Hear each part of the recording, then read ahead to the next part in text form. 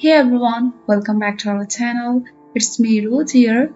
In this tutorial, I'm going to show you how to log in into your Skype account from your PC. Now without further ado, let's start right into the video. To log in into your Skype account, firstly you need to open your preferred browser. As I have preferred to open Google Chrome. On the search bar, click over there and search skype.com. Here we are redirected to Skype homepage. To log in into your account, you'll be required to click on Sign In, and here you'll get the option of My Account. Click on My Account. To log in into your account, you'll be required to enter your email address, phone number or Skype address. Then after that, click on Next.